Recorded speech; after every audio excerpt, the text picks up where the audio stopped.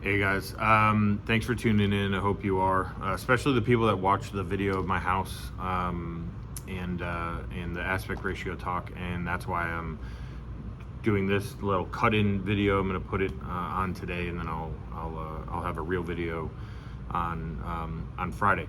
And also, if you're looking at what's coming up, I'm talking about subwoofers in one of the videos. So I'm doing a REL, JL Audio, and SVS. I talk about what I like and don't like about them. I probably like all the things about them, but I talk about the differences anyway. And then the other video is about projectors. So that one's going to be the JVC, the Sony, and the Epson projector lines, and kind of what I like and don't like about those. And then the last video will be the like my take on theaters around 10K. So that would be a cool video to drop to. But I want to do kind of a deep dive with you guys, just straight up about aspect ratios, because the comments made me realize that there's some weird misconception, all the way up to and including people questioning if I know what I'm talking about because of it. And I assure you that I do. I know what a MadVR is, believe it or not. I don't want one, so that's why I don't have one. People are like, why didn't you just buy a MadVR? Because I don't want it. Guess what? My clients don't want it either. They don't want a $15,000 scaler to add to their system. So what I was saying in the video is I have had all of the aspect ratio. Like, I've owned 16:9 screens.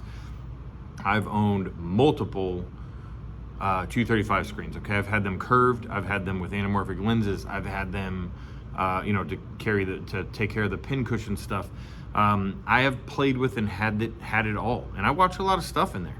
I watch a lot of stuff and I play video games. So, when I plug my PS5 in and I've got to watch it with the bars on the sides, which a MadVR would probably fix, but I don't care about linear stretch and all that stuff. I'm not saying MadVR is not worth it.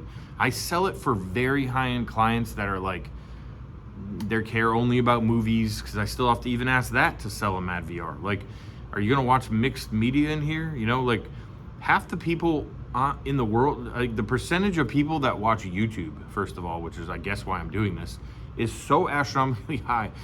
It's like people are watching more stuff on platforms that aren't movies, which is all your comments, than movies. I mean, they're watching stuff on these streaming services. They're all shot in 16:9, okay? So Disney, all the MCU stuff, all that stuff is being re-released and shot in IMAX, which is really just 16:9 anyway. They just pop it in and out. But you're watching stuff like Lost in Space on Netflix and Altered Carbon, and they're shot in 2.20, I think, to 1, and then you've got, you just have all these aspect ratios. And look, at the end of the day, all I was saying is that for me and my money and my room, it was the easiest thing to buy a 16:9 screen.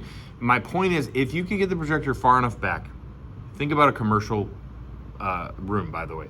Commercial theaters are giant screens. They are not 235 screens, okay? They're not, because they think like I do.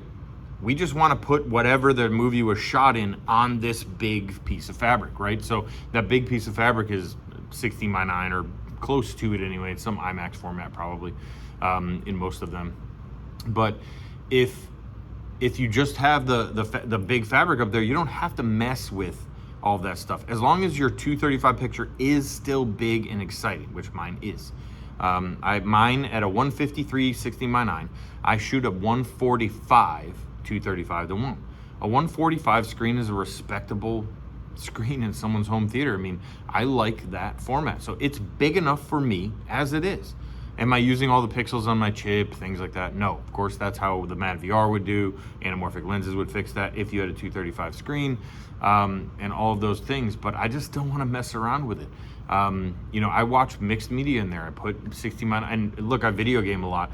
Video games look infinitely better on a big 16:9 screen. They're tall, they're way more immersive. Your eyes see wide easier. That's why they started filming in that format. So your eyes see less tall. So when something is taller, that's why they build the theater screens tall. So when you walk in, you go, wow. If it's wide, your brain doesn't think wow that much, because you already see, I can see my hand way over here. Like, you can already see wide already. So That's why they build those screens. The wow factor comes from the height. So, you know, if you do a big screen in there, now I just don't have to worry about what the movie was shot in. If Netflix is going to give me an 1.5-inch bar on the top and bottom, cool. I don't care. I'm not going to mess with the projector. If it's 235, turn the lights off. I've got a 145-inch 235 picture, which is bigger than most people's 235 screens that they're talking about and commenting on anyway. So when people are like, you know, it bothers me when people are like, well, why didn't you buy a MadVR? Because it's 15 grand. I didn't feel like buying it. You know, talk to a customer with a $10,000 to $15,000 budget that comes in. Sometimes they want a 235 screen or they want to know about it. Talk to them about that, and then tell them to do it the right way and to not have bars and not do all this stuff. They need to buy a, you know, $8,000 to $15,000, you know, video scaler. Most of them wouldn't even understand if I embarked on that journey of conversation, right? So it's easier just to tell them, look, films these days are kind of getting crazy, the content's changing, just how big of a 16:9 can we go? And then tell them, this is how big your 235 picture is going to be, this is how big your 16:9 picture is going to be. You know, I sell these things. So I'm going to close, and probably, you know, based on the minutes that I see you guys watch, you might not even see this part, but this is the most important part. Everyone on this thing, I hope you're learning something, but at the end of the day, there's a lot of you guys that know this stuff too, and that's fine. But you're not selling it to people, I can tell by your comments, and I am. So when you sell a 235 screen to somebody, I'm telling you right now what happens is, no matter how much you explain it, no matter how many times you tell them what they're going to experience, they will call you and say, why are there these bars on the side? Why am I watching this little rectangle in the big rectangle? How come on this movie it looks like this? They think something's wrong, and it doesn't matter how many times you tell them. So as a salesperson and an owner and a person, you know, responsible for sending crews constantly out to tell people and explain to these people when they could have just bought a 16:9 screen and not worried about it, I'm not gonna sell that to people unless they are the super enthusiasts that are commenting all the time to me. Then buy a 235 screen if you want one. But you have to realize the problems that are going to come with that. Yes, 75% of new movies will probably fit on that screen, whether with or without a MadVR, and still look really cool. But like I said in my video, it's only cool when it's cool. And that's only 75% of movies. So there's 25% of movies that are going to suck, and they're going to be weird on it. And no movies suck on my screen. So that's my point, right? No movies suck on my screen. My 235 is big, my 16:9 is big, I don't have to worry about it. Some movies will kind of suck without a MadVR on that 235 screen. So it's like, you know, you guys are coming from a place like, I want to teach this guy something and tell him about MadVR. I don't care. I don't want a MadVR. My clients don't want a MadVR. Some do. For the clients that are like, I'm going to get this monster 175-inch huge 235 screen, this big wall, and I want all my movie content to look the best it can possibly look and be big and use all the pixels. You know, and I don't really care about, you know, YouTube and video gaming and all that stuff. This is a pure movie room, and I've got $100,000 budget. Dude, absolutely. And those are the people I've sold it to, by the way.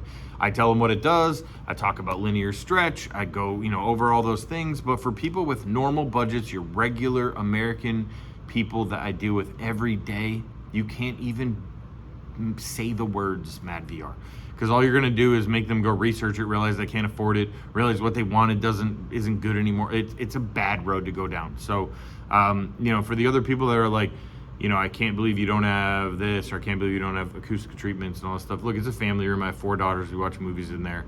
It's a badass system. I don't want that stuff. I don't care. I do sell it. We're going to do a video on a room I designed that is spectacular, $207,000 room. Our capabilities are endless. I promise you I'm giving you good information, but I'm speaking from salesperson to potential buyer or buyer, not to enthusiast that already knows this stuff. If you don't agree with me, cool, it's fine, I don't care. Again, these are my opinions based on facts I know about the technology. These are not facts that you should or shouldn't buy something. I'm here to educate and help you buy what you should buy, and I hope I do that. So keep subscribing, get those notifications on, stuff like that. I'm going to keep telling you the truth, and you know, hopefully we'll have less haters. See ya.